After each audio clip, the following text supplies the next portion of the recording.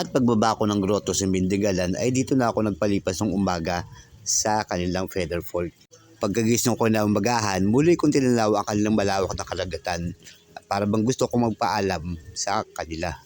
Dahil alam ko sa sarili ko na matatagalan bago ako makabalik ng Dinggalan.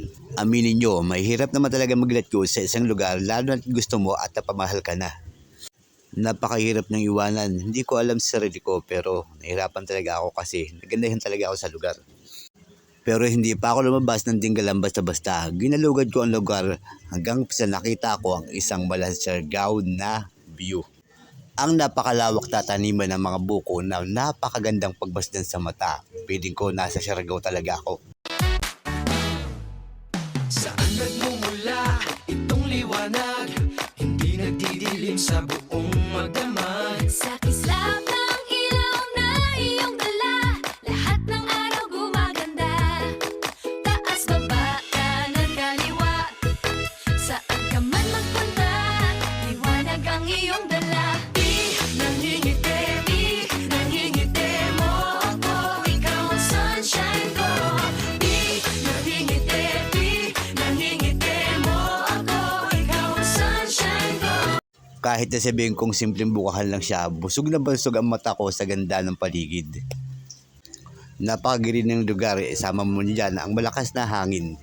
Kaya ako naghahanap ko ng Siargao na view na malapit lang dito sa Luzon. Ito ang perfect na lugar para sa inyo. Marami nga akong mga kaibigan ang nabudol ko sa mga picture ko dyan. Sabi ko na may Siargao ako, kaya paniwalang paniwala sila. At pagkatapos, bumalik ulit ako sa Pugpadyak at pinuntahan ko naman ang kanilang waterfalls. At pagkatapos ng halos 20 minutos sa padyakan, narating ko na rin ang lugar. Hindi makataas ang kanilang talon pero maganda naman kasi malinis at tubig at malamig kasi nanggagaling nga sa kabundukan.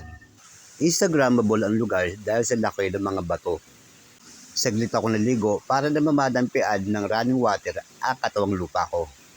Siya nga pala, hindi advisable para sa mga bata ang lugar na to dahil sa lalaki ng mga bato at madulas. Isa pa, malalim ang tubig. Kaya kung bibit-bitin nyo ang mga anak nyo rito, make sure na ang focus ng mga mata nyo ay nasa kanila. Marinis na waterfalls, magandang dagat, napakagandang landscape, napakahangin, iyan ang probinsya ng Dinggalan. Ang lugar na hindi ko kailanman pagsasawaan. At kahit na matanda ako, babalik ako sa lugar na to. Kasi at home ako rito. At isa pa, marami na rin pati akong nakilala sa lugar na to. Pamilya na nga ang turing sa akin ng iba sa kanila, lalo na ng mga taga-barangay. Dahil ito ay isa sa mga pangarap ko, ang buhay probinsya, dahil nga ako'y batang Pasig at lumaki sa Manila. At bumalik na nga uli ako sa Pagbadyak hanggang sa abutan na ako ng dilim sa kalsada at dito ako napadpad sa bahay nila Joshua at dito lang tatapos ang ika-26 na araw ko na pagpadyak mula Pasig paikot ng norte. Maraming salamat sa panonood and God bless.